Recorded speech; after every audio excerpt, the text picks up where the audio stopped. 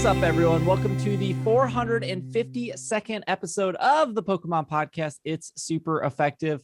I am your host, SBJ. With me is Greg. Hello, hello, hello. I have nothing interesting going on. How was your weekend? You don't ask us about our weekend anymore. I don't think you've ever asked me how my weekend went. It's because when I history of this show, when I introduce you, you always have this huge like something's happening rant. That's me. That's me. Will. Will is here. I have some unfortunate news that may require me to resign from this program. I have started playing Call of Duty. What? Why? Because it's fun. I've never felt so betrayed in my life. I realized that. It was a spur of the moment kind of. Who brought you to this doorstep? What do you think? That's it. That relationship is over. You can't have my relationship. I am ending it.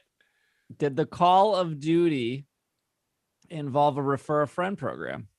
No. Oh, okay. That was gonna be like a transition into like it is on discount. So that's like a refer a friend program. Sure. Yes. Sure. Exactly. Friends about the a friend of mine referred me to this game. Okay. We have some Pokemon news for today. Specifically some Pokemon Go news. Specifically, there's a refer a friend program coming to Pokemon Go, so we'll talk about that. And then there's some tournament stuff coming up with the Players Cup 3. There's a Korean event happening.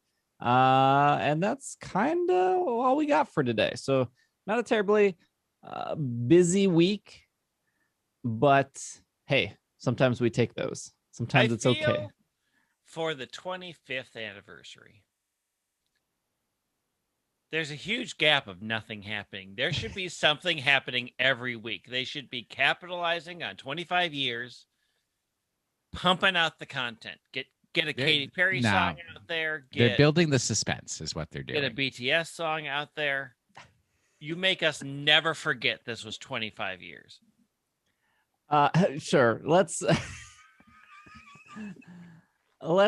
start off with the Pokemon Go news this episode, specifically with the invite your friends to enjoy Pokemon Go and earn rewards. This is off PokemonGoLive.com. This is Niantic's official news website. We are excited to announce a referral program coming soon to Pokemon Go. I think if you're Australian, you're able to use it. I saw that, yes. The beta testing country that is Australia. When you refer a friend to enjoy Go, whether it's their first time playing or returning after a break, they'll receive rewards like Pokemon encounters, rare candy, incubators, and more as they hit milestones on their adventure. And so will you. Like other features we've launched in the past, we will be turning the referral program over in time in order to make the process as exciting as possible. Trainers in Australia will be the first to try it. We hope you enjoy playing Pogo together. And then it shows a picture of like a new trainer with a Charmander and then another trainer with a Charizard. It's a very cute picture. So how do we feel about a referral program 4.5 years into a game? I mean, that is generally when they're like, ooh, we're not getting new players. Now it's time to ratchet up something. Well, also, let's start mining, like bring people back into the cult, right? We've had some losses. Some people have strayed from the pack, and we need to rein them back in. Let's offer them some meager rewards. I literally can't think of a person that I know that I could convince to play Pokemon Go that isn't already playing Pokemon Go. Yeah, that seemed to be the general consensus, was I have no one to invite playing the game that I saw. But well, so you guys are just thinking of new people. What about people who have been idle, who haven't been playing for a while? Yeah, it doesn't say that in this press release, but I think the Sulphur Road, when they data mined this, said that if the person didn't play for over 12 months or something, they would be able to be referred. But I was going to say, I stream Pokemon every day on Twitch. and there's a shocking amount of people that just don't play Go. They either didn't have a phone at the time when it came out, which, like, when Go really came out, if you didn't have a smartphone to play it, you kind of missed out on that whole craze. And then it died down, of course. And then you're like, oh, well, I missed it. Or they just didn't try it at all when it came out. So I think there's still plenty of people that you can get. I am sure there is, like, for example, I have no clue. Not that I like my brother, but at one point, I'm sure he liked Pokemon because I know he played the games. But if I did like my brother and he hasn't started playing, there'd be a thing of like, hey, you should sign up. I bring up my brother because this is Niantic isn't missing the mark on this. Lots of games enter a referral friend program many years in, so it's not like they're tone deaf. Happens all the time. Yeah, but like Destiny had a refer a friend program 3 years into Destiny, and I was able to get a handful of people to play Destiny for the first time because the rewards were good. And, you know, as somebody who is very addicted to Destiny, I was like, oh, please, I want, because you got exclusive rewards as the person who referred. So I think this is fine. I'd be curious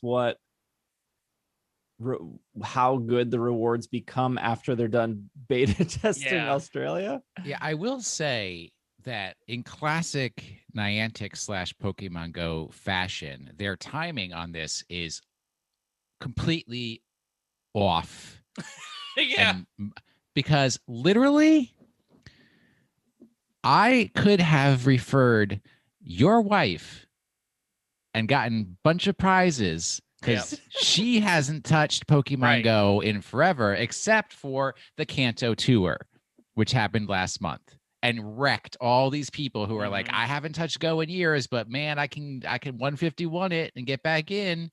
Well, now all those people are wiped out. No longer options for me. My wife's an interesting Go player. There's plenty of Pokemon. She only plays when you make her. That is not true. I could have a built-in. My husband used to play. I could probably refer him. There you go. You're lucky. There you go. I'm the only single person in this program.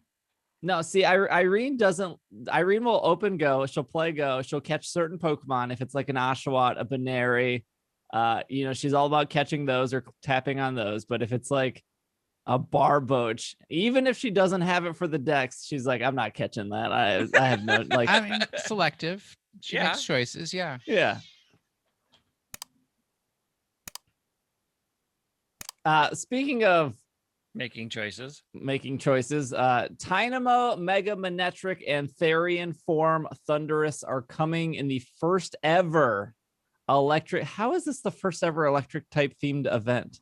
Okay, because they haven't had an electric type themed event before. That's how. Isn't every Pikachu that had an electric type theme event? Not if it doesn't include Tynamo, one of Will Anderson's favorite Pokemon. This will be from March 16th to Tuesday, March 16th to Monday, March 22nd. Electric type Pokemon featuring Alolan Geodude, Voltorb, Electrike, Stunfisk, and more appearing in the wild. Tynamo making its Pokemon Go debut. The following electric type Pokemon will be hatching from 5K eggs: Pichu, Elekid, Electrike, Shinx, Joltik, Tynamo, and Stunfisk. Event type research will get you Pokeballs, Ampharos, Mega Energy, Manectric Mega Energy, and encounters with more electric type Pokemon. Timed research is available. The following Pokemon will be in raids: your Voltorbs, your Shinx, Blitzel, Clink, and Tynamo in 1-star raids, Alolan Raichu, Alolan Graveler, Magneton, Ampharos in 3-star raids, and Therian Form Thundurus will appear the first time in 5-star raids. Mega Evolved Manectric, also known as Mega Manectric. Wow, what a weird sentence. They probably have to do that. Mega Evolved Manectric, all otherwise known as Mega Manectric. Got a TMR, get that branding copyright. Will be making its Pokemon debut in Mega Raids. Mega Houndoom, Mega Abomasnow will also be appearing in Mega Raids at this time. And there's a bonus. Your bonus is you will have a higher chance of receiving evolution items when opening gifts during this period. Evolution items? Oh, is that like King's Sinnoh Rock, Stones and Sinnoh upgrades Stones, and- Unova Stones. Dragon Scales. We need more stones in this game. You know what this game is lacking? Stones. I really love having 20 dragon scales to evolve just Seadra. Am I gonna find Tynamo in the wild, or do I have to do it in raids? It does say Tynamo will be appearing in the wild, Yes. Okay, good. but No, let's not be real. Raids. You're probably gonna have to raid yeah, for it. You're gonna have to raid for it. That's not fair. Appearing in the Blitzel? wild, keep your eye out for Tynamo, meaning this is not going to be there. Keep an eye out for the raids that are going to have it in it. Because Better that's all, stock that's up all on you're going to find. incubators. I also only have 14 Blitzel candy, so this is going to be a good time. Zeb Striker. It's Zeb striking. Sure. I didn't see anyone talk about this. This is off Pokemon Go Live as well. Great East Japan earthquake on the 10th Memorial Day. Trainers, Niantic's mission is to inspire people to explore the world together. I do like exploring the world. Hopefully that will be a possibility by the end of this year. Together. Together I can take or leave. Exploring the world though. Over the past few years, we have provided opportunities for people to visit the Tohoku region through Ingress and Pokemon Go. Hey, spoiler, they do Ingress events. Now, in remembrance of the Great East Japan earthquake 10 years ago, we are recreating the rediscovery memories and local business of the Tohoku program with local government and institutes of Awate, and then a bunch of other Japanese cities I will try not to butcher here. Miyagi and Fukushima prefectures. This program will benefit 100 store owners in each prefecture for 6 months at no charge, and encourage the local communities to explore their hometowns and support businesses there. Prefecture. Prefecture. Prefecture. Yeah. There's no Okay. I in there. Wasn't prefecture? It's probably not actually a word. Correct. Maybe not. It could be. No. I mean, what do you call the hole you make in the wall before you put the fixture in? That's a pre-fixture. A pre-fixture. You are now becoming like the person who will remain nameless who said to me that the Star Wars character's name was what did he said? C3PO. And I was like, you are a crime of language. She emphasis on the wrong syllable. His name is C3PO. C3PO. CP3O? No, go away. Go away. Go away. You're even worse. Do not get me started on Star Wars. I'm going to call the Little Mermaid witch Is lady and have her steal C3PO. C3PO. Is that correct, Greg? Yes. Yes, it's C3PO. Wait, I am just as Star Wars as Greg. If only 2 years off. I was there for the premiere. Yeah, but it's more my brand than yours. Your brand is skateboarding and looking cool. My brand is nerdy Star Wars crap. Looking cool is a bit debatable. This press release is pretty long, but it is cool. It is cool that Niantic is supporting. So basically, this is March 11th, what I believe is the anniversary of the big earthquake and was that also wave. the tsunami? Yes. Yeah. They go hand in hand. And because we raised money for that back in the day. That was like our first charity on the podcast we ever did. I think we were pretty small. We raised like $100, but still better than zero. But so the intent is to get people to like visit the downtowns of the areas that were affected a decade ago. Is that like, yeah, what the goal of the program is? Okay. I will book my flight now. Pokemon Go, you have inspired me. I need to get a passport.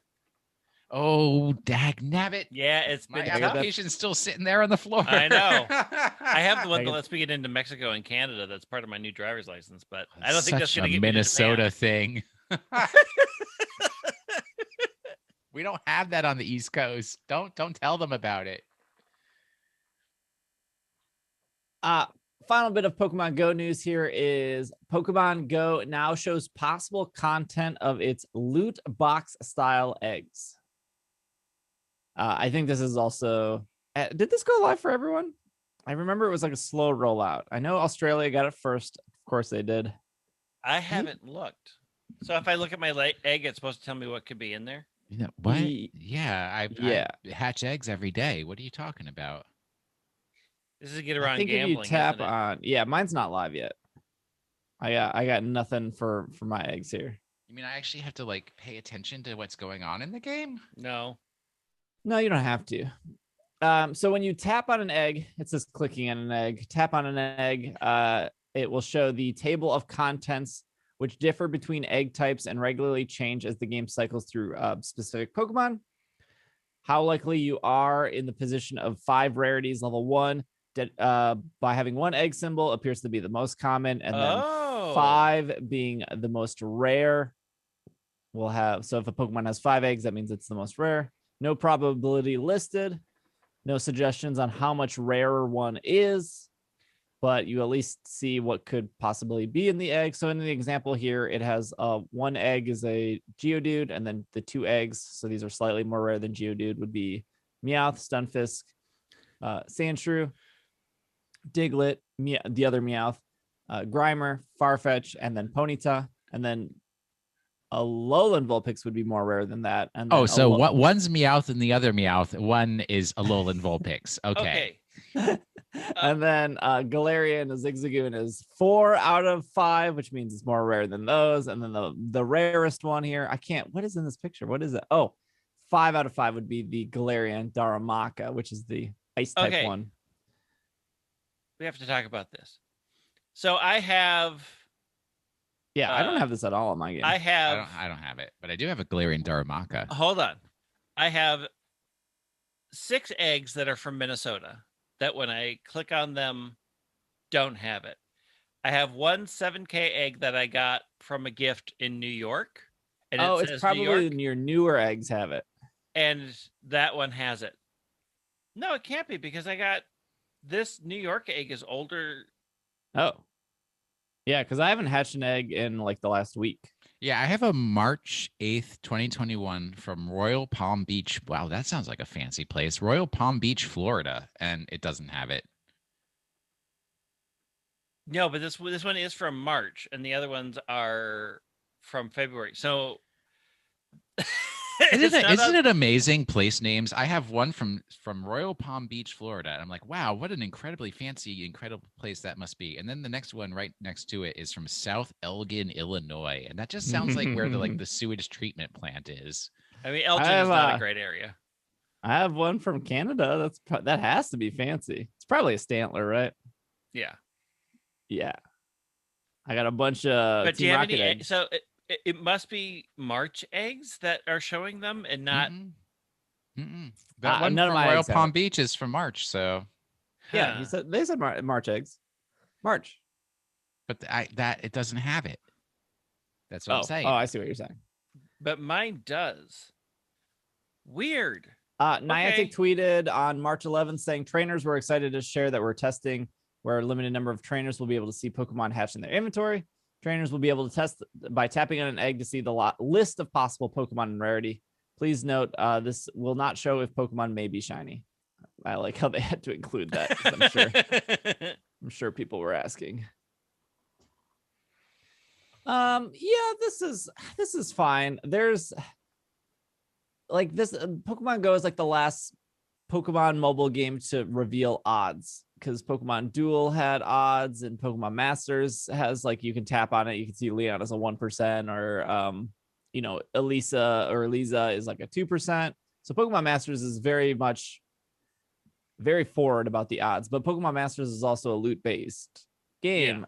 I do think the eggs are also loot based, but you could make the argument that, which I'm sure is the argument Niantic makes. I'm not saying it's a good argument, but it is an argument where the egg is already determined. Once you get it, you're not rolling for anything else. You're just using a key, which is the incubator, to open it. which I think is what Counter-Strike does. I think you buy keys to open boxes. What is Counter-Strike?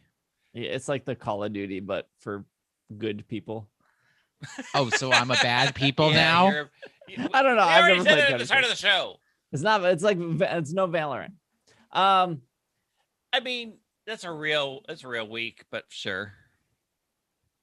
I mean, I don't think it holds up once the UK does something, but I don't know if this, because the whole reason that loot boxes need to be disclosed now is because of UK laws, not US laws. Well, and I'm sure there's somebody out there who could make the argument that I have to pay for incubators to hatch these eggs, so you have to tell me what the chances are of getting a good one, so I don't waste my paid for incubators on not good chances eggs. It's like a transition of fungibility of the money. I'm just curious if this egg system of like the 5-to-1 is good enough for what the UK law is asking for. I mean, that's odds. I mean, it's odds. Yeah, but we don't know how, like, what does 5 out of 5 mean for Darmaka? We don't know if that's a 1% and 2%. I'm sure that's published somewhere. It's hidden in the terms and conditions that nobody reads. Yeah.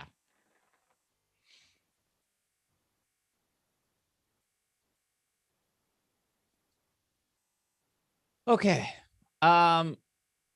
Last thing before we take a break here is I wanted to give a TCG update. The McDonald's Pikachu card. It's worth $5 million now? No. So when it initially came out, it was worth about $80. I was watching a couple auctions before the start of stream. This one ended literally 15 minutes ago. And the winning bid was $40 with free shipping. So it looks like it's dropped in price by half. I don't know at this point, because I haven't been to a McDonald's in a while. Spoiler. I don't know does McDonald's still have these cards? I don't know.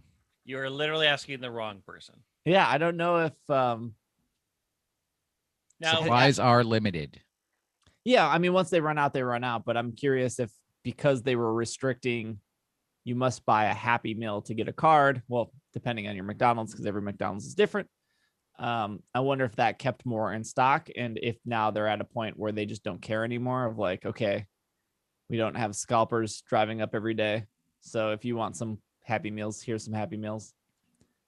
I should test that. I should go to McDonald's this week and see if I can. So from what I had understood from the internet, and I am very much a cursory observer of the internet, I am not wholeheartedly invested in that particular technology. I had heard that people have moved on from Happy Meals to cereal boxes. Yes, they've been tearing open cereal boxes left and right. What is that? What a great transition, Will. This is off Pokemon.com. 3-card Pokemon TCG booster packs in General Mills cereal boxes. Go cuckoo for the Pokemon TCG cards with General Mills for a limited time. Greg, do you know somebody who's over there at General Mills? Yeah. Okay. I'm sure I'm going to have to check to see who's still there, because, you know. If you are looking for an excuse to eat delicious cereal for breakfast, lunch, and dinner, I'm reading this off Pokemon.com. Yes, I am. The Pokemon trading card game is dishing. Okay, there's a lot happening. There's a lot happening in this. Somebody who wrote this had paragraph. the time of their life. The Pokemon trading card game is dishing up the perfect opportunity for limited time and select General Mills cereals, including Golden Grams, Trix, Cocoa Puffs, Cinnamon Toast Crunch, and Lucky Charms. Will have a special 3-card Pokemon TCG booster pack. Each pack will contain 1 foil Pikachu card and 2 additional cards. In total, there are 14 unique collectible cards. Although the Galarian Pony, I didn't know this. This is the breaking news here. Breaking news. The Galarian Ponyta card will only be available in family-sized cereal boxes at Walmart. Oh, a version exclusive. Whoa. This mouth-watering opportunity is to celebrate 25 years of Pokemon while eating your favorite cereal, and it's only available for a limited time. I don't want to go to Walmart. All right. Nobody wants to go to Walmart. That's why it's exclusive there, to force you to go to Walmart. Plenty of people have a fine time at Walmart. Let's not be Minneapolis biased here. Look, there's a Target. The real concern and now conspiracy that I have uncovered in researching this particular topic. I have gone to the General Mills website to find out what are the General Mills cereals, especially because I wanted to find out if Cocoa Puffs, because they did use the Go Cuckoo for blah, blah, blah. They did say that, yeah. Okay. So they have a list of the cereals that they produce. Mm-hmm. It does not include Cocoa Puffs. It does not include Reese's Puffs. But it does include a cereal I've never heard of called Cascadian Farm. Where are you looking? GeneralMills.com. You know what's weird is they released a Pokemon cereal. It just says Pokemon in big letters. It's a red box. There's Pikachu on it. And then in very small font, it's called like Berry Burst, I think. So the cereal is called Berry Burst or something like that. Berry Explosion. I don't know. But there's no cards in that. Well, because it's not a General Mills cereal. Yeah, but they put a cereal on shelf. I bought said cereal. I have not tried it yet. It looks like Captain Crunch, but with marshmallows. It looks like Oops All Berries. Wait. With marshmallows. This is so confusing. This is such a... We're looking at what are we looking at? I'm doing the deep research, man. I'm going in. I'm on the dark net. So I wanted the Pikachu card. So and then look, that article was very flavorful. There was a lot of Pokemon buzzwords. cereal is a General Mills cereal. Pokemon Berry Bolt is General Berry Mills. Bolt. Why? What are they doing? There's no cards in the Berry Bolts. I know. But there's a Pikachu on the cover. Yeah, I have an actual serious question here. Oh gosh. People collect a lot of Pokemon things. People collect, True. Everything. Star Wars, Yes. Barbie, Beanie Babies. In a Mhm. situation like this, if I'm a Pokemon collector and I bought Berry Bolt, that's probably not good to leave food in cardboard for 20 some years. It's in a plastic bag It's in a in the plastic bag in cardboard the cardboard. box. Yeah, And but then what they if you put- have like Then they what if put you it live in in a New sealed York? thing. What if you live in New York and you have like rats? The rats will You figure put it it in out. a sealed yes. plastic. Only rats, New York rats only live in New York. Correct. Yes, There's one, not a rats only live in rat New York. in Milwaukee. True. Two, Pikachu is a mouse on the cover. Rats would find the cereal, eat through the cardboard, and eat through the plastic. They'd see the huge electric mouse and be Yeah, scared be like, away. Heck no. I'm not messing with that dude's Berry Bolts. Mm-mm-mm. Do you look? Okay, The question I'm asking is, how do we get a PSA 10 Pikachu box? Do we put it in? Do we send it to PSA? Do they put it in like a? You put it in a plexiglass container. This is not the first time people have collected cereal boxes. Truly not. There Truly was a limited amount of Ghostbusters cereal back in the day that people have put into plastic containers and kept forever. There's a number of limited edition stuff. But you probably don't want to keep it outside of a container because it will rot. It'll go bad, and it's cardboard. If you get a little damp, a little moisture. Although I have watched people eat 30-year-old cereal on YouTube that they bought. Don't do it. But I have so many questions now. Number one, Mr. Surumi. If I am a collector, and I'm saying like I am emphasizing that I am a collector of items. In the audio version of the show, there's a lot of the finger things. Yes. I make an effort to preserve the items that I am collecting in the manner in which they need to be preserved. So if I'm collecting cereal in boxes, I'm not going to leave it someplace where it's going to get wet. Basic. Yeah. Okay.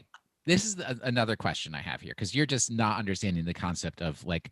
No, I am. I'm just thinking of like the New Day cereal. The wrestlers, the New Day, they put out you cereal. Put in a plexiglass container and keep in your freezer. No, right correct? now I think they're in a cardboard box in my basement, which is probably not good. Like if No, there's anywhere, not in the basement is the last place where for they come collecting in. things. That's where the rats you come don't in. live down there. You know, That's I where think the of the chuds come in. I think of the rat situation because of gosh, this podcast is off the rails. Okay, so I'm gonna. Oh, trust me, I still have some more questions. Okay. So I think of the rat situation because it was in Wisconsin. We get snow. This might be unusual to people who don't live in the north part of the United States. We get snow. We got a lot of snow, and behind me are some low-income apartments. You know, the people there are very nice. I know most of them that live there, but they don't really have like an apartment manager, low income. It's like some dude who comes by like once a month to collect rent and to like mow the grass. Yeah. Right.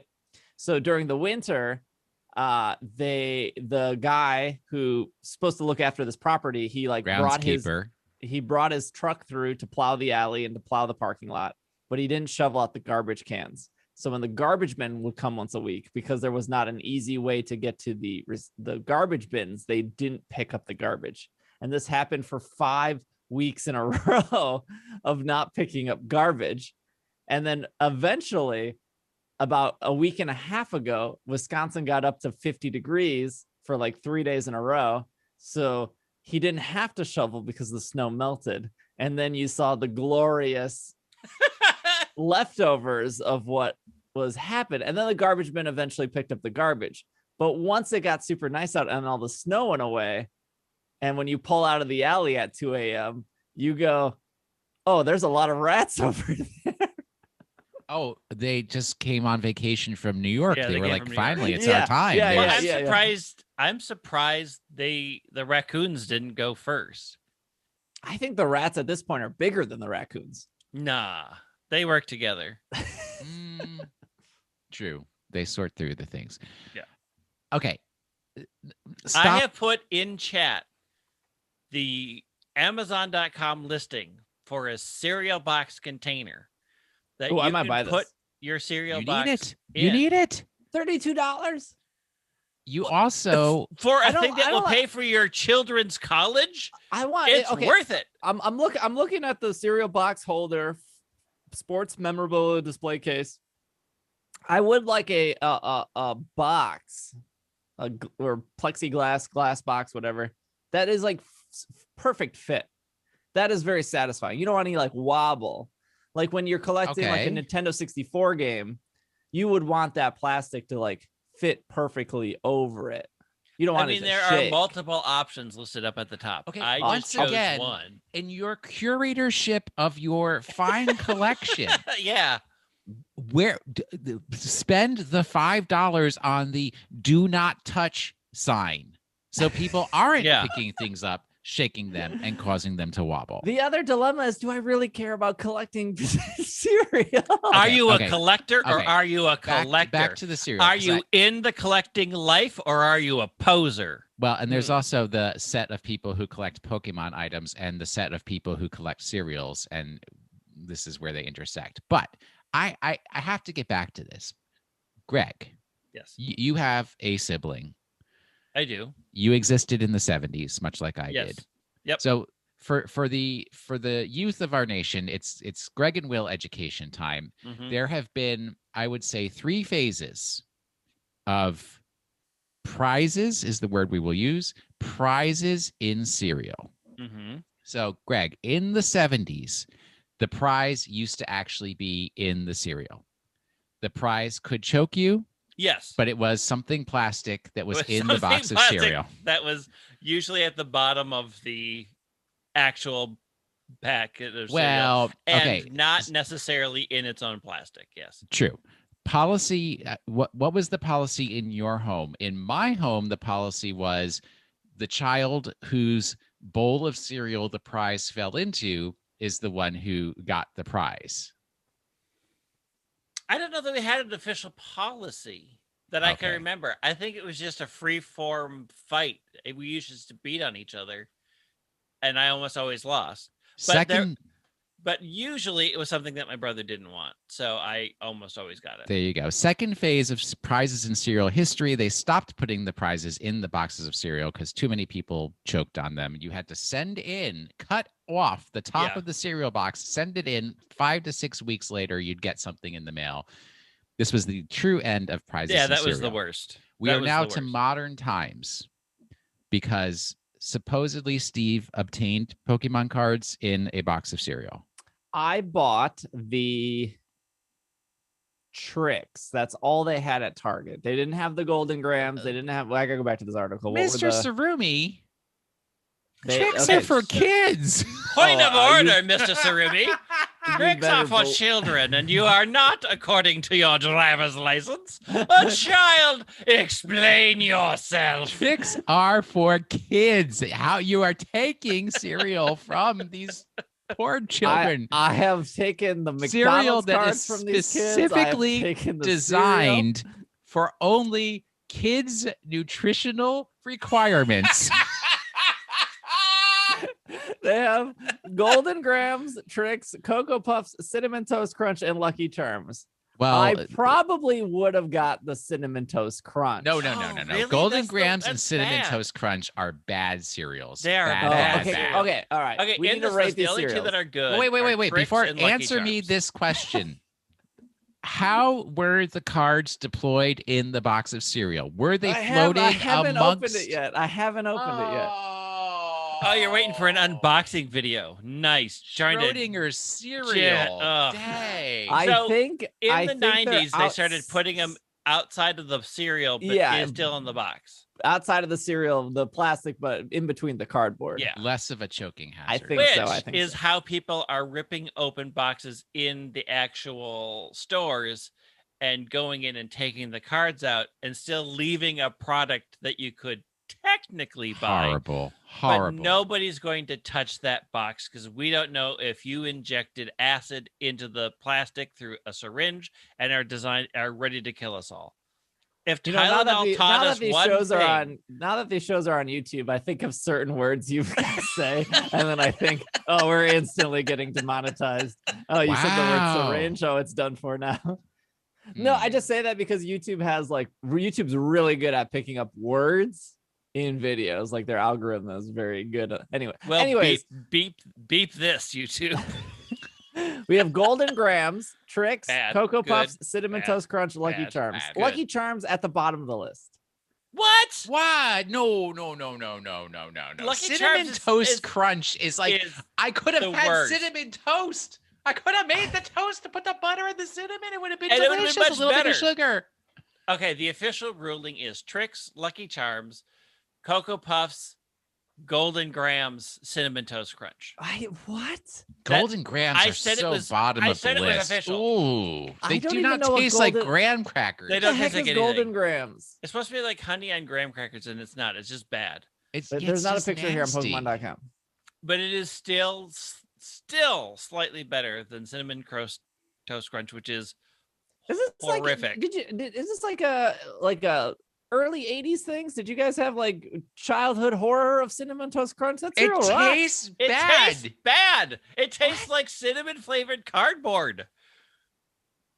Tricks has flavor. Yes. Well, Tricks had more flavor before they removed the sugar.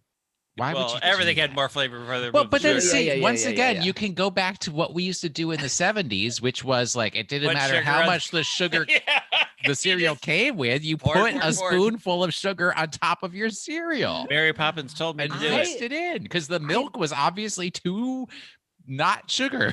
I don't remember Cocoa Puffs. Did Cocoa Puffs rip up your mouth like Captain Crunch did? No. Nothing rips up your mouth like Captain Crunch does. Oh, it's Captain Crunch is the original mouth wrecker. Lucky Charms would have been probably my number one or number two, but when they removed the sugar, like the marshmallows are good. Like if there was a cereal of just Lucky Charms marshmallows, I'm all in. I'd eat it. Oops, easy. all marshmallows. But the oat based whatever things that they have are so flavorless and so dry nowadays. that it's just if the not bottom good. of your cereal bowl isn't a thick sludge of milk and sugar like we used to do in the 70s, you are not 100%. eating your cereal correctly. You would get to the bottom and you'd be like stirring the sludge because you got milk sugar to eat. Yeah, I mean, I would do that for like Cheerios because you needed sugar on your Cheerios. Yeah, absolutely, and you still do. You still do. No, but the marshmallows make up for the fact that the other part of Lucky Charms is forgettable. That is just there for texture. Yeah, but other marshmallows cereals there are have for the sweetness. marshmallows with it. So then you think, well, I'm taking the best part of Lucky Charms. Like the Boltberry, I haven't had it yet, but it has the Lucky Charms marshmallows. Wait, were you the kind of person that would pick out all the marshmallows and leave the actual nutrition in the bowl of Lucky Charms? Oh, yeah. Oh, yeah. You're a horrible person. You're a horrible person. You are the worst. This is like how you ended up the way you are. Yeah. When I was like 8 years old, you busted out 2 bowls and then you poured the cereal in one and then you moved the marshmallows to the other bowl. And then when you were done, you poured back the nutrition into the box. Oh, that's why all of your brothers and sisters hate you. I was doing them a favor by giving them nutrition. I have one more mystery here, which this has now set me down the path of. I cannot determine from the internet whether Cookie Crisp is still made or not. No, I think it's still made. Because that was a good cereal. Nah. Oh, Okay, are you? Well, you would literally eat Cinnamon Toast Crunch over Cookie Crisp? Let me tell you the best cereal. I mean, Cookie Crisp is still made by General Mills. This is the best supposedly, cereal. but if they don't have a website for it. We'll have to permanently. Oh, I'm looking at it right now. The best cereal is Count Chocula. What? I don't like chocolate. Oh my gosh. No, Boo Berry's the best. Boo Berry's pretty good too. Yeah, but you can only get that at certain times of the year. Nothing. That's because it's that good. Nothing topped Fruit Brute. Fruit Brute was the best. I gotta go to Walmart. Discontinued. How much is this Pony Talk card on eBay? I don't want to go to Walmart. Plus, you need 4 of them. Because I'm running a Pony Todd today. Yeah. So so here's the thing. It's like you can't buy Cookie Crisp in a store. You can only order it online. It's like a boutique cereal now that they have to like special make for you when you order it. That sounds nice. Sounds fancy. I miss Yummy Mummy too. Fruit Brute and Yummy Mummy were so good. Do you think if the cereal was sitting on your front porch in a box, the rats would get it? Yes. No. So how long is it out there for? Rats and mice don't like things that are new. It needs to have been there for a while so that they assume that nobody's going to touch it because they're very polite. That's right. They're they very wait and they're skittish. like, no, it's polite. It's like I will let everyone else have an opportunity to enjoy this. Oh, nobody else is going to have it? Are you sure? This is how I Okay, unfortunately learned that one of my Pokemon packages from one of the Pokemon events apparently had a cookie in it that I had forgotten about for roughly 10 years because I found the package and the mice were having a grand old time eating that Pokemon cookie. Oh, that's my biggest fear. Is mice or rats in the house. Your biggest I fear? mean, you have mice in your house right now. Maybe. Everybody does. Whether or not they come into your home is to search for food. I mean, you have 3 cats. So maybe not. You may never see them. I have 2 dogs who love to hunt mice, and they're very bad at it. Well, speaking of being bad, let's take a break. Nice. And when we come back, we will talk a little bit more about Pokemon news. What is a Nidoran supposed to be? It's a mix of porcupine, A rabbit? Dinosaurs, mouse, whales, jackalope, probably a horse, and hamster. Porcupine, a rabbit, Dinosaurs, mouse, whales, jackalope. probably a horse, and hamster. Yeah, but then what is a Nidoran supposed to be? Porcupine, A rabbit, dinosaurs, mouse, whales, jackalope, probably a horse, and hamster. Porcupine, a rabbit, dinosaurs, mouse, whales, jackalope. Probably a horse. And hamster. And we are back. We don't have a lot of news here, but the first bit of news we have is Korean news. We actually don't know a lot about it, but there was there was an event in Japan called the Phantom Challenge, and the Phantom Challenge allowed you to get a Genesect, a Volcanion, and a Marshadow in Pokemon Sword and Shield. And it was, the way you would get that is by going to like 7-Eleven in Japan and buying stuff, or going to the Pokemon Center and buying stuff. I think there were some other stores that participated, but like if you bought a pack of cards, you would get like 4 points. And if you bought like tea, like a tea packet at 7-Eleven, you would get 1 point. And I think the tea was like 80 yen. So that was like the cheapest way to get 1 point.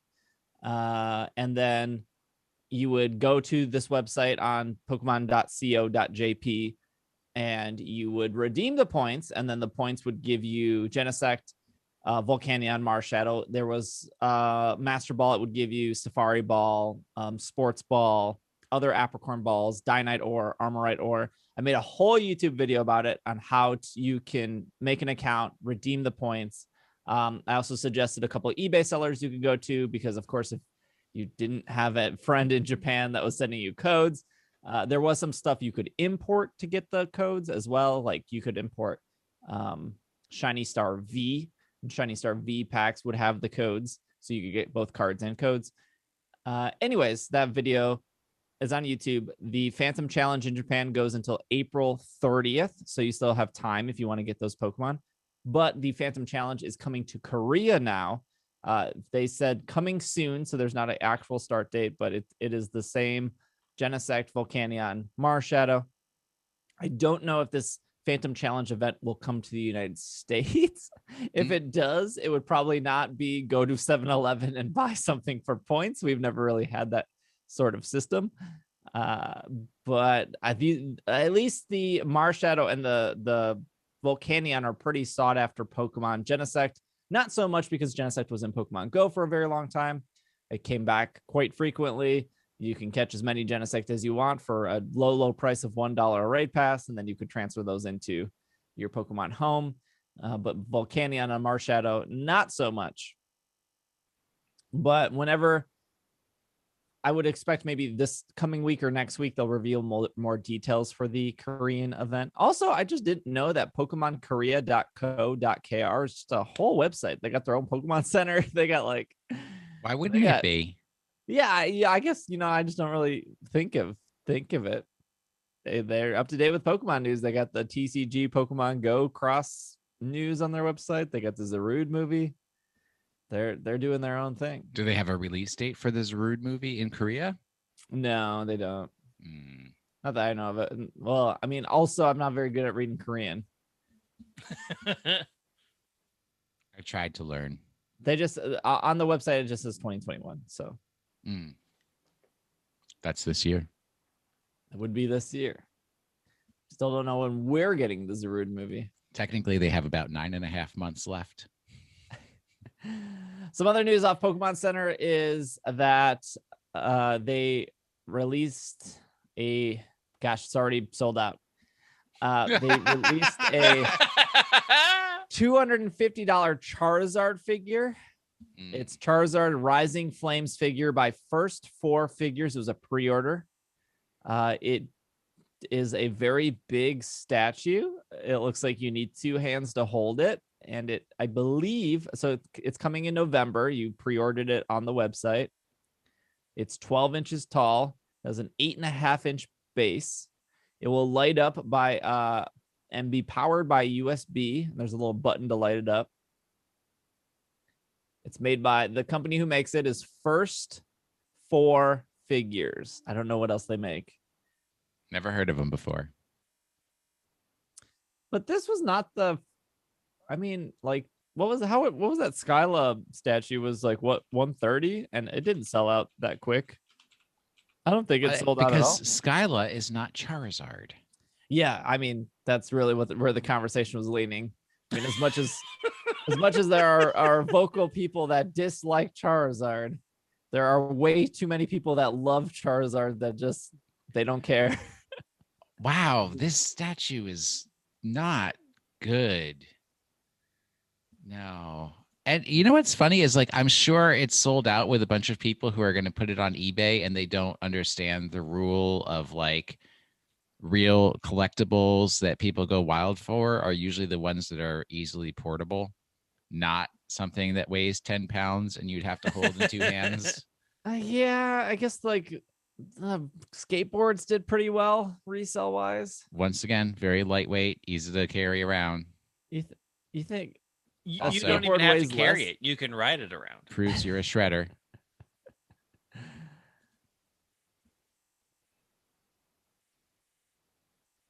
I'm trying to see if there's any I found the N figure. The N figure was sold out. I'm pretty sure that was 130 when it was up. Here's the Skyla one. Skyla out of stock. But it was in stock for quite a while. They don't have any other big statues here we can compare this Charizard to. Okay. They have this Nendroid, the Nendroid Trainer Red Champion version. Still I in remember stock. that. Oh, there $100 you go. Here's I'm the not real big. question. On the Nendroid stuff. Do I buy this Celebration reversible jacket? No, No. it's really bad. No.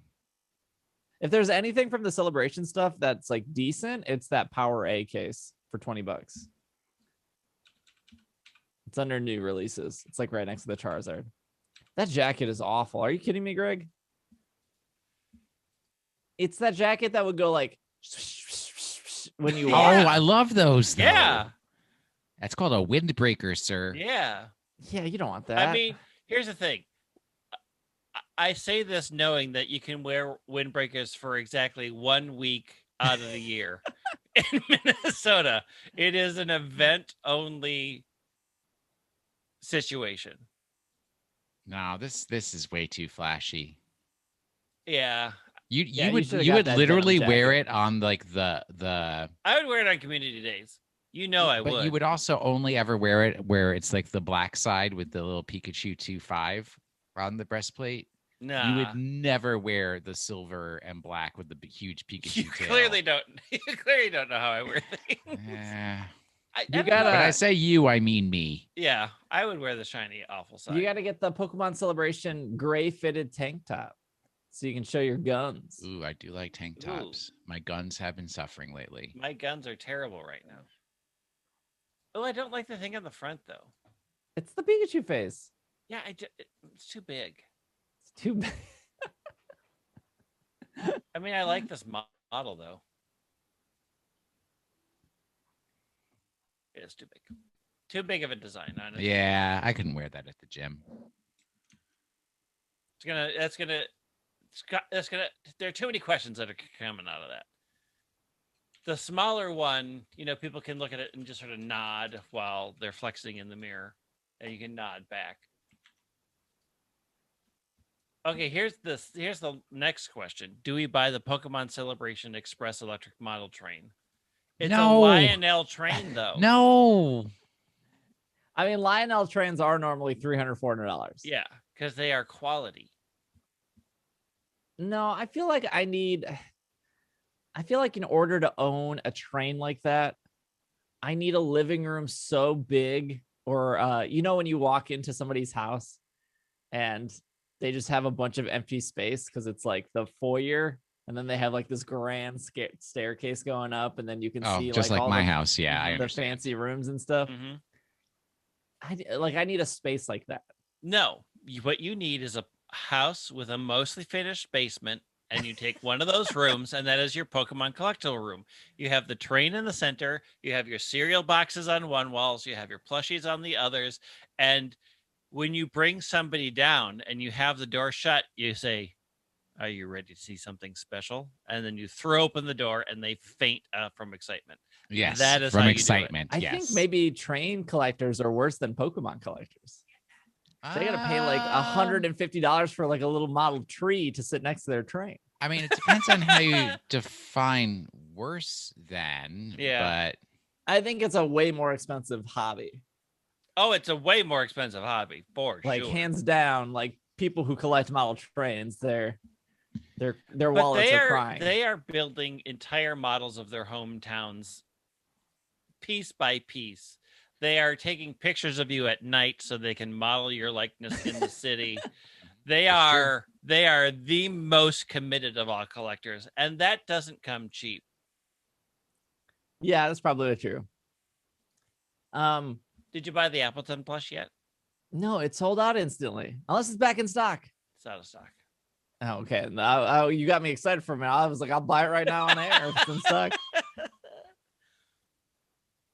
We got a little time this week to do a couple questions of the week. So we're gonna jump over to our Addict channel from our Slack community from Patreon. Addict from the Slack from the Patreon. This is from Greg. Greg, question of the week, Greg. I mean, we could just go into it. It's fine. No. It's not fine. All right. I want the question of the week. Yeah. What is that, like jazz? Yeah. Sounded a little jazzy. What Pokemon related fad have you not been able to understand no matter how hard you try? How are we defining fads? I mean, the whole Pokemon thing overall is a fad. Yeah. I still don't get why people are doing this break box thing. Like, you've explained it a lot of times, and I still think it sounds like a pyramid. It is a pyramid scheme. Mm-hmm. I don't get it, and I think that's a fad. True. So I'm gonna pick that one so that you two can't use it. Speaking of Greg and I were talking about this. Yes. Because I wanted to do this year. I want to do a couple of charity events. We had a lot of success with the 2 charity events we did last year. We did the Color for Change for Color for Change, and then we ran. We raised money for that. And then we raised money for Starlight, and so I think break boxes are cool in the concept of how I explained it in my YouTube video of, like, me and Will decided to go on our break box instead of going to Target and buying packs. We can save money. We go into a break box. Very cool. And people do like opening Pokemon cards. So I was thinking for some charity events in the future, we could do a break box, but instead of you buying into a pack, you're just donating to charity. And if you donate to charity, I will open a pack in your name, and then I will send you the cards when it's done. Then you're buying the pack. No, I'm not getting into the money. It's going right to Tiltify. Yes. Where the money's destination does not change the. That's true. Yeah, the money's destination. I receive cards from that pack that I sent you money for.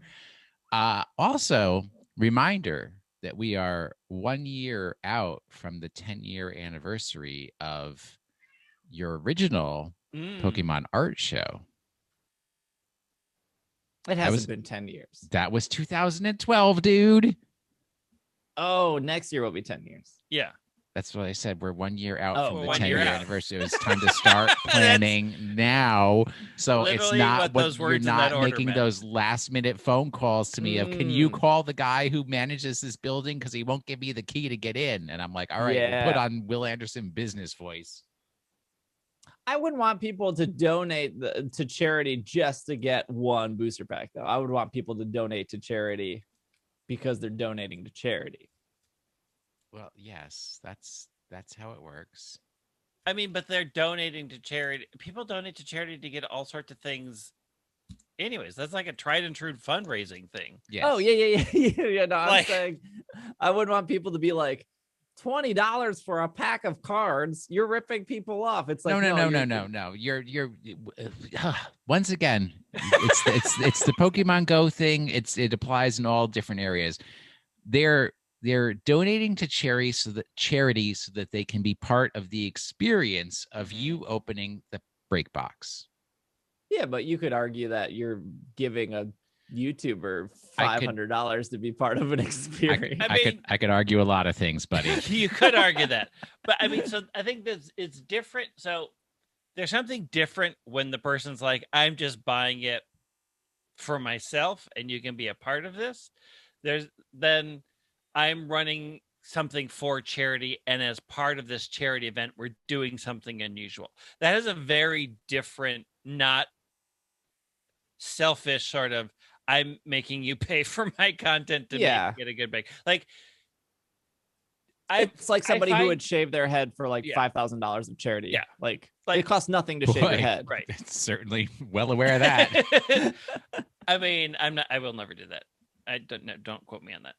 No, but I think like you could charge a premium price because it is for charity. Like people view, rightly so, events for charity and associated prices a lot different than this is going straight into my wallet. Like those aren't equal things on the scale. So, I mean, people like, there are auctions where it's like, here's an edible arrangement. Retail cost is $50 and people will bid on it and it'll hit $200 because they're really using that as an entryway to get into giving to the charity. Like it, a lot of ways makes it easier for a lot of people to say, I can spend a lot of money because I'm still getting a little something out of it. But that sort of helps me overcome some resistances I might have about I'm just going to give these people $1,000 and feel good about myself. Like it is just an extra way to get people into the charity because they feel like they're getting a little bit of something out of it. Yeah. Whereas YouTubers Breakbox, they're like, I'll say your name on. Who cares? Like, why?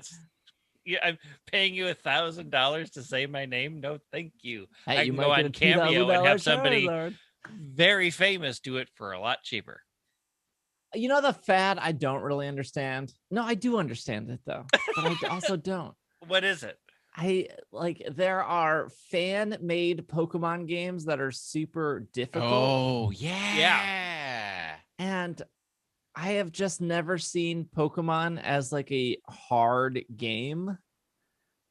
And I say that because I do understand Pokemon. I've done a lot of raids, Dynamax adventures with people that sometimes don't understand Pokemon as well as I do. Listen here, Storm Drain. We are not going down this pathway with you.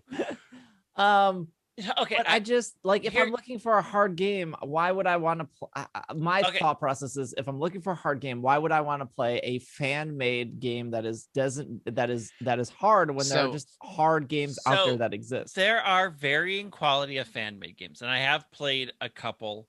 I've played the ones that I tend to play are where they have actually altered the Pokemon type a little bit so that they are like everybody sort of felt like Luxray should be Electric Dark. So I've played a game where they made Luxray Electric Dark and changed the moves. So I wasn't there to play for the difficulty because the difficulty is negligible. Like you can overlevel everything. I usually have played those because they have done something. They have created their own unique spin on the actual Pokemon themselves and have altered the game that way. And I would like to experience that. The difficulty thing is whatever. Like Pokemon's never ever no turn-based leveling game is ever going to be difficult if you can over level. Well, I will tell there's actually a flaw in Steve's thinking, a fundamental flaw. There's a flaw for the last 32 years. No, in this particular topic, and it's around. You're like, why? If I'm looking for a difficult game, why would I play Pokemon? That's not where this is coming from. I will tell you a brief story. The first guy that I ever dated, his favorite band was U2. To the point that he would literally still, actually to this day, only listen to U2. He has every single U2 album. He's a member of their fan club. He goes and whenever they're on tour, he follows them around the world. Will not listen to another band. There are Pokemon fans out there who the only game that they ever want to play is Pokemon. They don't want to find another game that could possibly be more difficult. They only want to play Pokemon. And if I can get Pokemon difficult flavor, all the better, because I'm just going to play Pokemon. So give it to me in a version that's more challenging for me. Yeah, it's like if the difficulty is I want to lose and suffer over and over, I can just I can just go on ranked ladder and I can lose and suffer over and over. I mean, it's so, like it's in the game.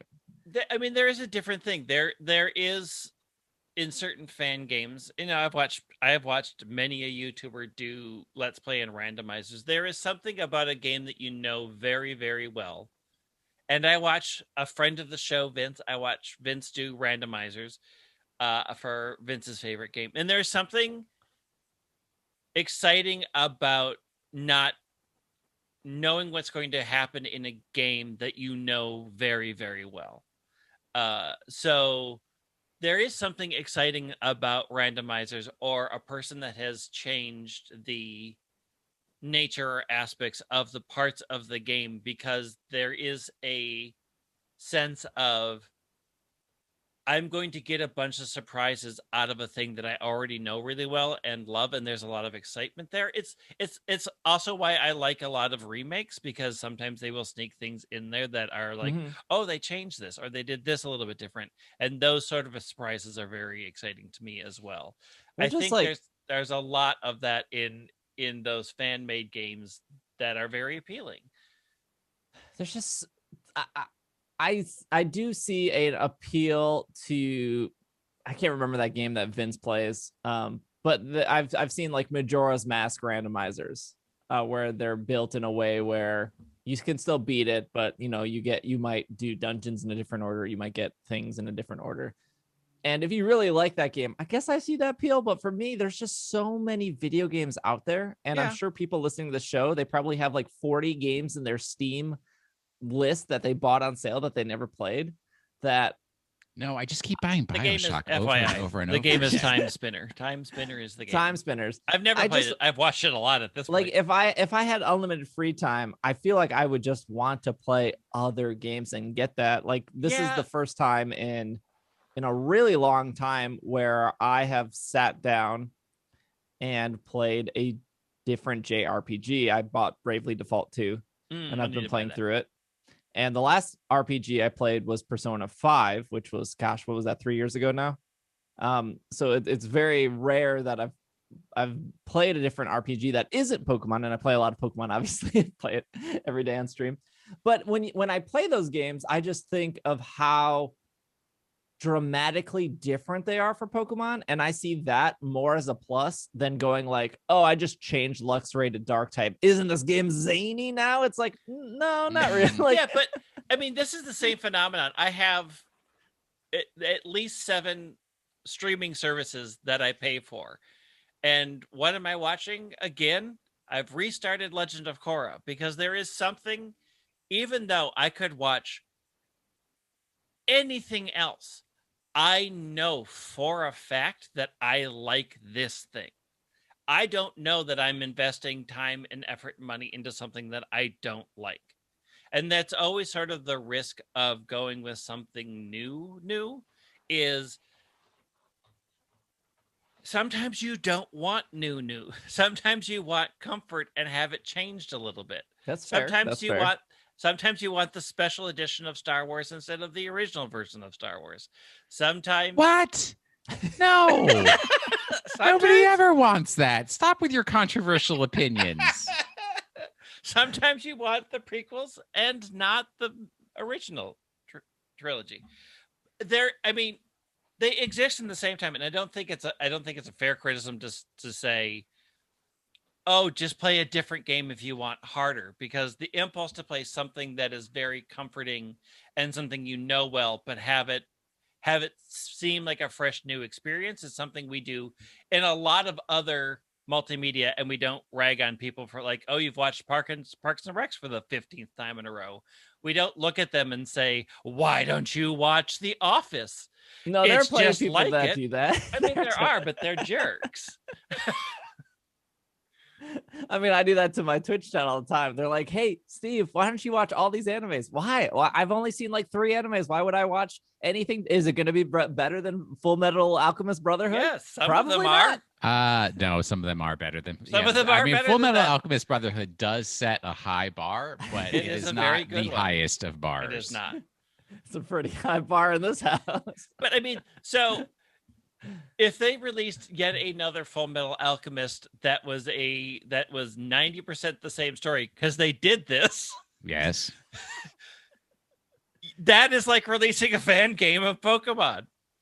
You would be tempted to watch the 3rd version of Full Metal Alchemist because you really liked it and you're curious about what they changed. I guess I'm in a position where I'm not ever bored with Pokemon. Like we literally have a to-do list.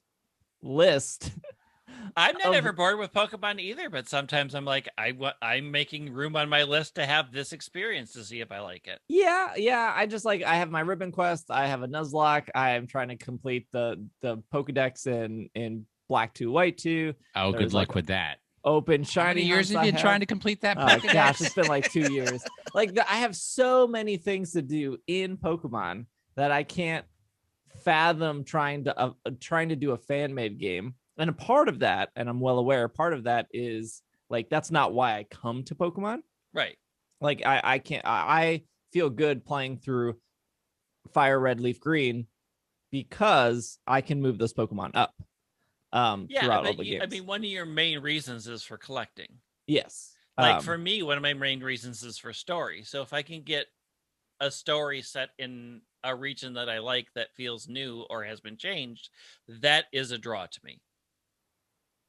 And if I wanted it to be harder, I could set those rules on myself.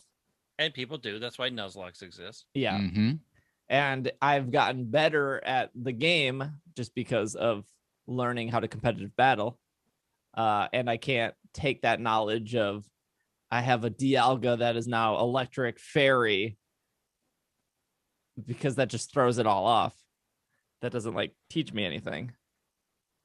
I mean, it does. I mean, yeah, if I was never It's like an electric it's like fairy saying Pokemon, I know how to guess. make a chocolate cake, so therefore learning how to make a lemon chiffon 3-layer cake will teach me nothing. I Oh. already know cake. I do like lemon cake. I love lemon cake. It's my favorite. I mean, you're not in. I mean, you're in it for very different reasons, and that's valid. Like a fan-made game for how you enjoy consuming Pokemon means nothing to you. Yeah. Like you are never going to be a person that is in to playing Pokemon for the reasons why people turn to fan-made games. Yeah. And I could play Pokemon every day. I mean, I have played Pokemon every day. And I'm still not bored with it. So I would assume that the people that turn to fan-made games are bored with the general in and out, and or they're just what you said, which I didn't think about. They don't want to try anything new. Right. I mean, I have turned to fan-made games and I will hardly say that I'm bored with Pokemon, but sometimes I've gone to them being like, I want to revisit this and I want it to feel a little bit different and I don't want to erase my current game. So I'll find a way that's to play my this thing is one. like I never want to erase a Pokemon cartridge that I've played through because that's my story. Yeah, Yeah. I'm the same way with that one. I have been known to buy 3 and 4 copies of a game when I'm like, I want to play it again. Like the fact that I can create new profiles on the Switch to start the game over again has been a life changer. Do you know X and Y is up to $50 now used? Really? Yeah. That game's not good. Well, How much is Heart Gold Soul Silver with the Pokewalker? with Pokewalker is 100, probably actually closer to Wow. 120. How much is Platinum is Pokemon 100. Box going for right now? Let me see if I can sell it before probably I give it to 800 Steve. still. Oh boy, you want to sell your Pokemon Box to me, Greg? No, never. Oh, okay, never mind. You is can borrow it.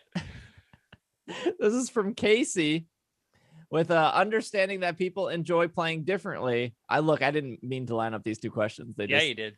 Why do people put so much weight in things like Smogon? This is an unofficial / fan generated thing, but some people look at it as actual competitive Pokemon when it's clearly not. Boy, oh boy. It's a good question. Here's the thing that I cannot knock Smogon for is they are a group of people that have dissected the math. They have gone through, trawled, like they do know what they are talking about when they are talking about how Pokemon works, how the moves work.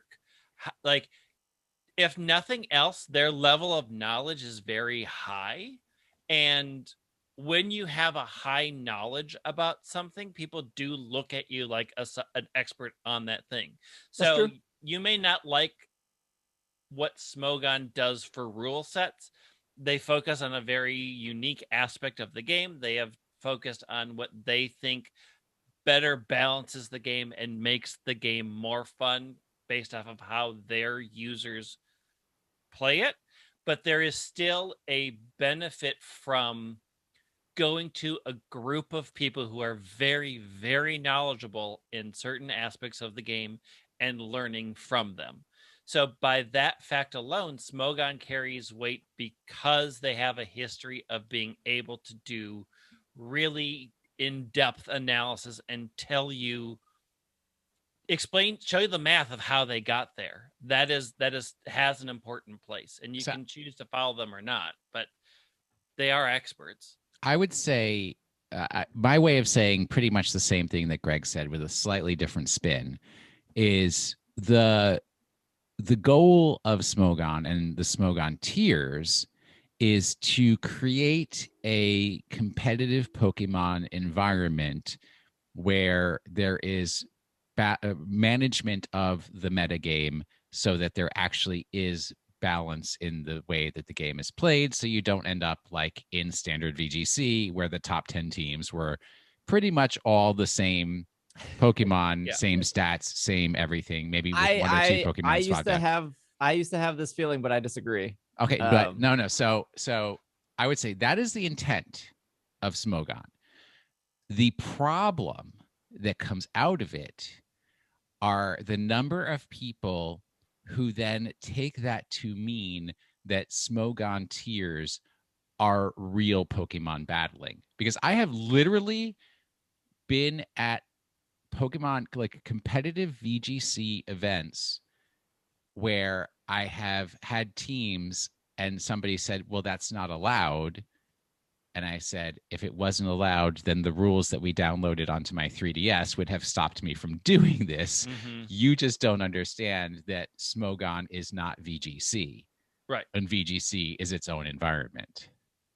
Yeah, like Smogon has like Sand Attack banned and like Double Team banned. Yeah. And also, I will say probably Smogon had more validity years ago when TPCI was not doing like seasons of VGC and altering and actually having ban lists. It's like they would update the VGC once a year at most versus once a month like they do now. Yeah, when I saw this question, I'm gonna go back to the first question. What Pokemon fad do you not understand how hard you try? I don't understand people who do competitive single battles. It's like just do doubles is significantly better. In No. Rotation is significantly better. Gosh. Rotation forever. So like Smogon to me is like the competitive Smash scene. They hate fun. They take they take everything out. Very true. Because Smogon is very they don't like the randomization either. Like they don't like Sand Attack and Double Team is like the obvious thing. They ban Sand Attack and they ban Double Team. These are both moves that have counters to. Use Aerial Ace. Aerial Ace never misses. There's plenty of moves that get around Double Team and Sand Attack. Taunt is another one. Use Taunt. But because singles is just bad, it doesn't work as well as it would in a doubles format would. Also Dynamax. Like if somebody Sand Attacked you 6 times, you can just Dynamax and you don't miss. But like it's weird. in the sense of, I think of other Nintendo published games like Mario Kart. There is probably competitive Mario Kart out there with items off completely. I just can't ever imagine doing that. Why So when wouldn't you get just play a racing game? well, that's what I think when I watch competitive Smash. And I know there are people that super love competitive Smash, but why like Smash has items dropping and there's things on the map, and people can probably, and I'm sure people have gotten really good with the items that exist and with the maps that change and stuff. But like, if you don't want any items or any randomizations, why aren't you just playing a different fighting game? Yeah, this is point? actually the perfect segue for me to announce my entry into the world of professional Mortal Kombat. Okay, all right. So I'm going to become a pro Mortal Kombat player. but with, gosh, I was watching a streamer the other day, and they were doing Smogon standard singles, and there was a Toxicroak that got sent out. So the player's best option was to send in a Pyukumuku because the Toxicroak already swords danced. This was a single battle. And so the player blocked the Toxicroak from switching. And then the Toxicroak drain punched. And then the Pyukumuku recovered. And the Toxicroak drain punched. The Pyukumuku recovered. And I'm not exaggerating. Ooh, how exciting. They were on turn 54 of their battle.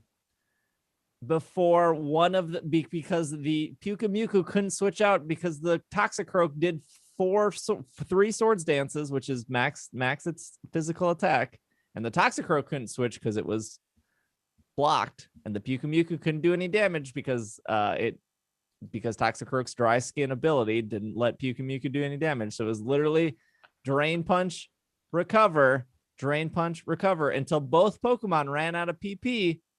And the streamer still lost, but it was like 100-turn game. That's the real 6D chess right there. Why would anyone want to do that? Why would you want to spend 50+ minutes in a Pokemon match? And every singles match is the same. We're going to set up Toxic. We're going to set up some spikes. We're going to set up some stealth rocks. We're going to protect. We're going to hope that they switch here. We're going to swords dance. Okay, we're going to sweep now. Like, nah, my Cloyster is going to rapid spin. I mean, there are. It's so painful to not only play, but to watch is also painful. I mean, For you. There are people that really like that. Like, there are people who like to watch and play golf. People like to watch and play golf. One of the slowest games out there. You can watch bowling. Yes. You can watch bowling. Yes. There are people that enjoy that style of play. There are people who see a different level of skill in that type of play than in doubles. Like, doubles has more practical, real world use if you want to go into the VGC scene. But there is something amongst a group of people who are like, we're doing singles and we're going to come up with this. And they can be marathon matches. They can be quick matches. Like, it is a different skill set that they value. You don't have to value it. Oh, I don't. They do. And we know you don't. Like when I'm going through a Heart Gold, Soul Silver, Nuzlocke. And murdering Pokemon. None of the gym leaders have been hard. And the things that worry me the most, and the things that I have almost lost my entire team to, is any trainer in a double battle. Because they just have so many more options. And they have so much more coverage that, like, for example, Bugsy was super easy.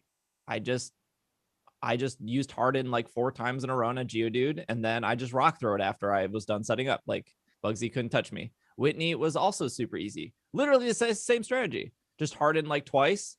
Okay, if Miltank stomps or rolls out, it does like 1 to 2 damage. And then I just rock throw it. Like, every gym leader so far in this Nuzlocke has been a complete pushover.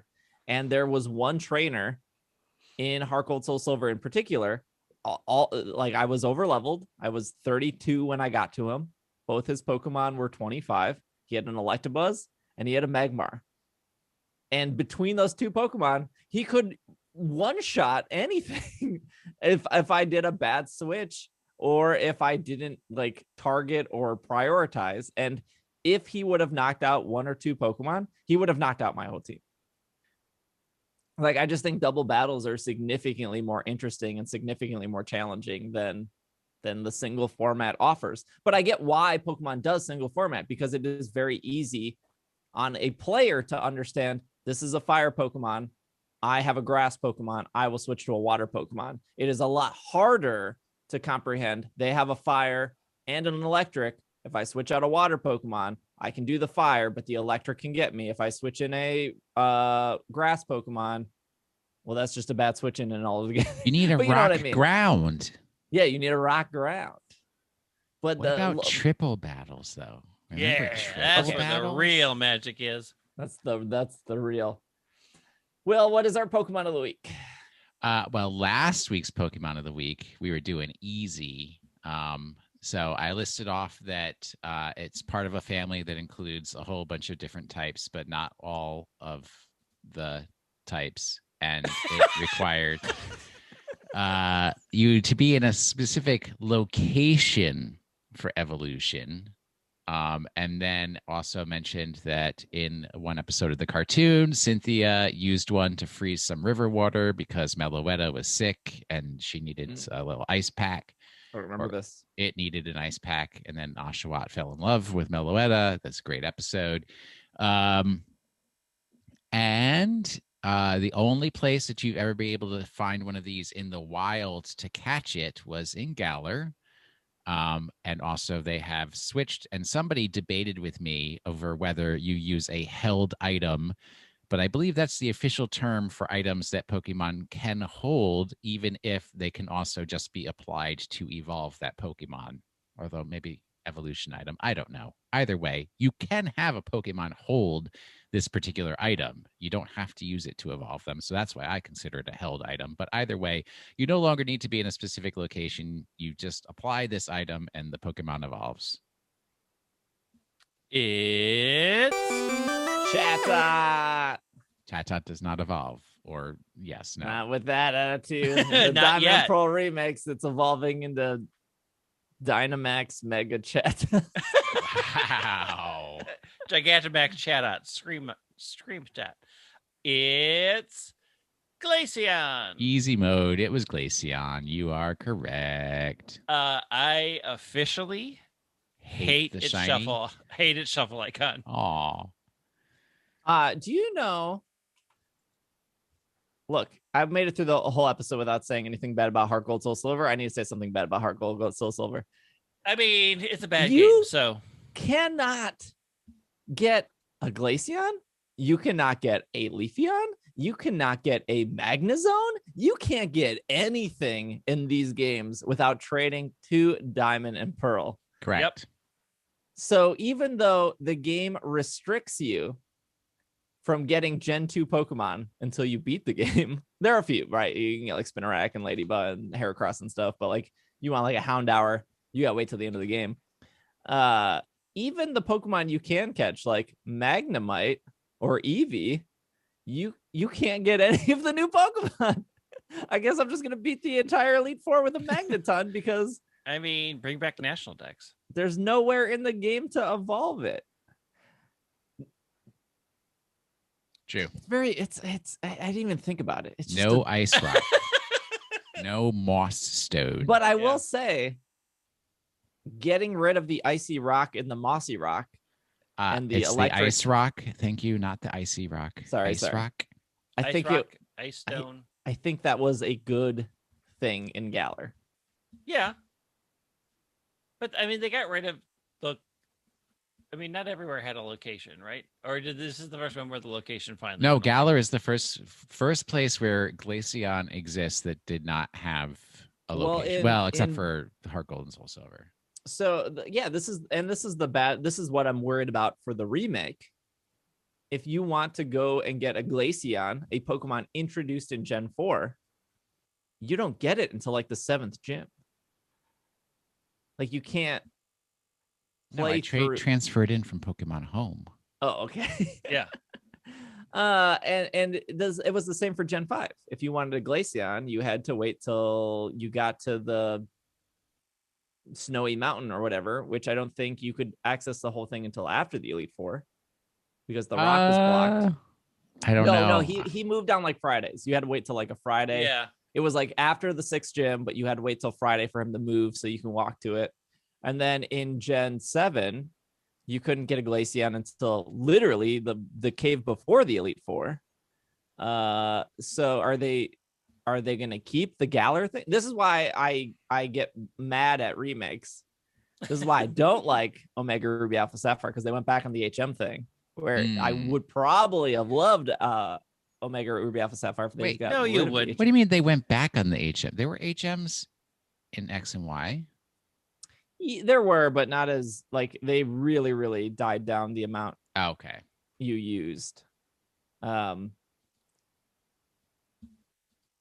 so I'm worried about the HMs. I'm worried that they're going to do the rock thing again, which I hope they don't do the rock thing.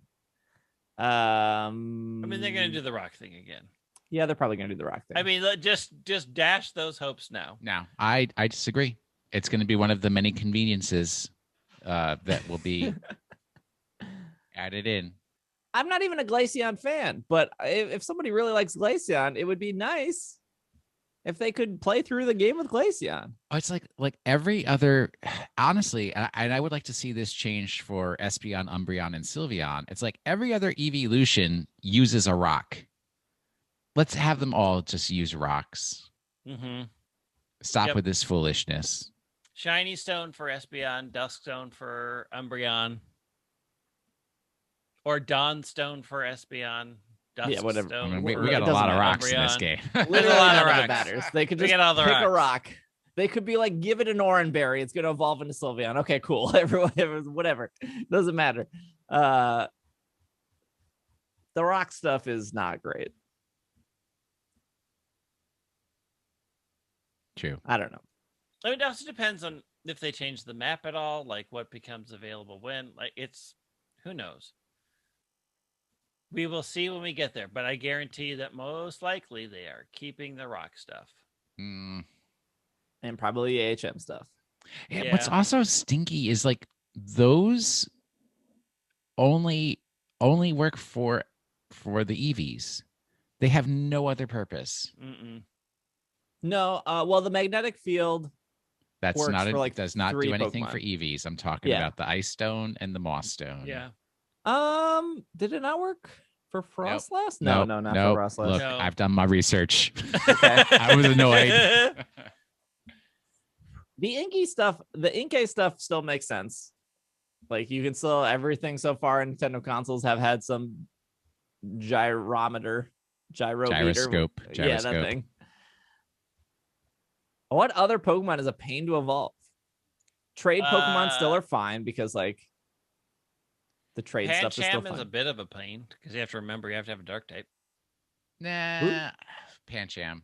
Oh yeah, that one like unless they suddenly remove dark type Pokemon, that's fine. I find the ones that don't do their final evolution until they're at a really high level, those tend to be very frustrating because I don't use Pokemon steroids, so I got to battle it out. But you like Volcarona. That's like levels 99 before it evolves. I know. I'm aware. You gotta get Hydreigon to like level 270 before it evolves. Exactly. Two of my favorite Pokemon right there that I had to suffer through. Yeah, there's the electric field, which does what? Probopass, Charge-a-Bug, and then Magnezone. And then I'm pretty sure they just changed Magnezone and Probopass, or sorry, Magnezone and Charge-a-Bug to just Thunderstone. I'm pretty sure. I've never evolved a Magneton in Sword and Shield. I'm assuming it's a Thunderstone. I know Charge-a-Bug is for sure Thunderstone, but Probopass isn't in the game at all. But both Magneton and Charge-a-Bug are electric type Pokemon. Probopass is Rock Steel. So I'm assuming, that I would assume that it would use the Thunderstone, but that would probably be the only non-electric type Pokemon to use the Thunderstone, which I don't think is a big deal. Well, Why would they But make I a think- Pokemon that's 4 times weak to fighting type, which is one of the most common used types in anyone's party? That's why you bring a fairy. Sure. So you put the Probopass next to a Sylveon, and then the Ah. fighting type Pokemon is scared. All right. And then you protect, and then you hyper the disarming voice or whatever. Would you like a Pokemon for next week? I would. Okay. Some Pokemon live in a universe all their own. Some Pokemon require you to have caught other Pokemon before they will agree to meet you. Some Pokemon had to be obtained through the Dream Radar. Some Pokemon could be encountered in the skies above Hoenn. Some Pokemon could be encountered in the Ultra Space Wilds.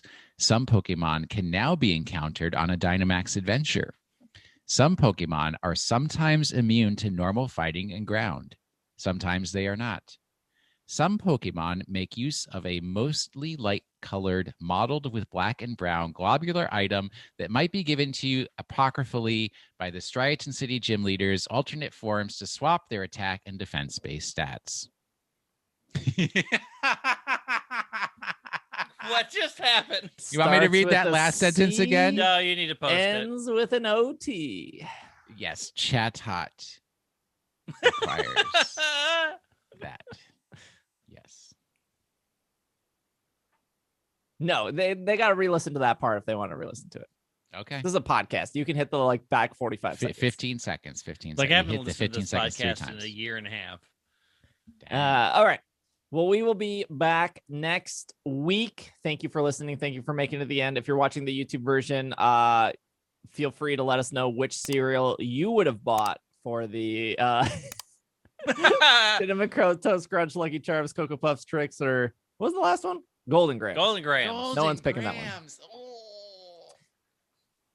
That's how you know you're on punishment. Your parents buy you Golden Grahams. No, We- you're on punishment if instead of sugar puffs they just got regular puffs, puffed rice, and then you're in trouble. We're still trying to figure out how to make the video version work the best. So please bear with us. I know last week's episode had some audio drift. We're doing a little bit different this week. So we'll Tokyo see when this drift. goes up, how that goes. It's still very hard to do video. You would think that just turn on the video. It's much easier. No, it doesn't work like that. But yeah, it does. You just turn it on. That's all I do. Thank you for anyone who left a review for us in Apple Podcasts. We had 4 reviews come through this week. Thank you if you took the time to leave us a review in Apple Podcasts. Appreciate that. If you want to stay up to date with the Heart Gold Soul Silver Nuzlocke, I've been streaming that on twitch.tv/PKMNcast. When we're all done with that whole thing, it will eventually go up on YouTube. On Monday, I believe we'll be battling the 7th gym leader. So we're making progress.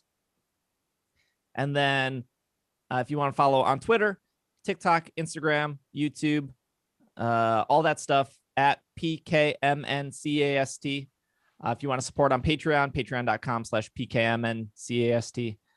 Greg is at White Wing on Twitter. Will is at Wash in the Sink. I am at Dragging a Lake. Thank you for listening. We will see you guys next week. This has been another episode of the Pokemon Podcast. You have more to And say. And We yeah, are. Keep going. we Keep- are super Jeez. effective. Even knee. It's killing me. Super dying over here. God, pulling teeth to get the ending out of you. We're super Smogon stands, FYI. Smogon forever.